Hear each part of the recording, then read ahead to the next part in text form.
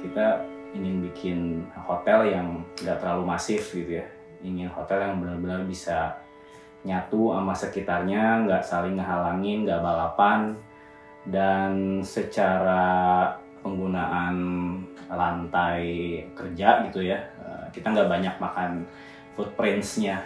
Jadi benar-benar bangunan-bangunan terpisah yang berada di tengah lingkungan alami si daerah Cihideng itu gitu. Ke drive ya sama namanya Blackbird yang diambil dari lagunya Beatles. Kan kalau kita dengerin lagunya cukup sederhana gitu ya, tapi di dalamnya itu ada chord progression yang emang unik gitu. Tapi dari luar tuh tetap aja kayak lagu akustik doang yang simpel segala macam.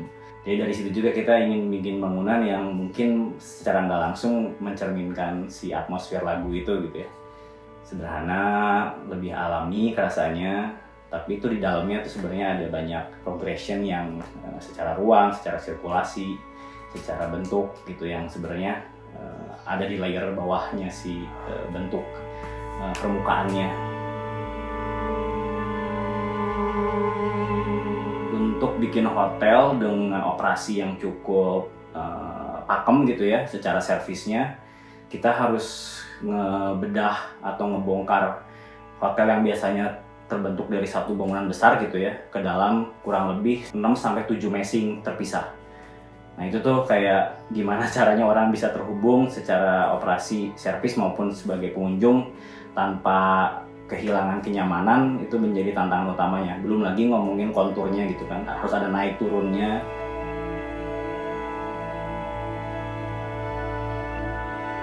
Ya secara form itu benar-benar cukup istilahnya stereotomik gitu ya.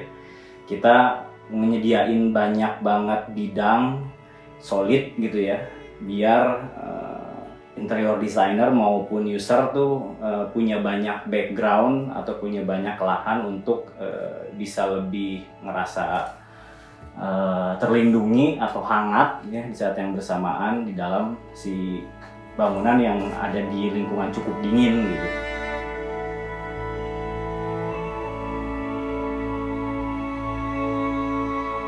Desain kita itu nggak cuman tentang tempat, tapi juga tentang bagaimana orang mengisi tempat itu gitu.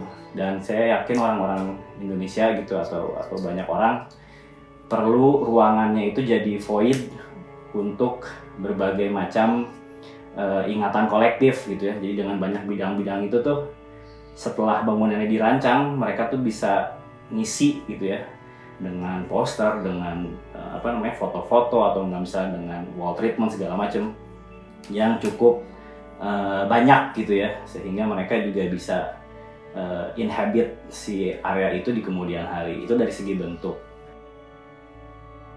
Ngegali sisi emosional kali ya, sisi emosional dari klien. Kita juga tertarik ngegali sisi-sisi familiarity dari klien gitu ya. Pokoknya hal-hal yang benar-benar etnografik mungkin ya. Jadi setiap klien tuh bagi kita kayak pasien psikolog gitu ya, yang kayak mereka punya masa lalu, mereka punya childhood experience, mereka punya harapan. Gimana sih cara ngegali itu tuh mungkin sesuatu yang benar-benar kita interest untuk lakukan terus. Jadi nggak pernah nge-treat satu proyek itu distandarisasi gitu. Saya udah punya style kayak gini, ditembak rata ke semuanya gitu. Seringkali di praktek kita itu ya kita harus benar-benar aware bahwa ini satu orang yang unik, yang punya berbagai macam sejarah dan keinginan dan mungkin sesuatu yang disembunyikan gitu ya, yang perlu digali dan kemudian ditranslasi jadi desain gitu.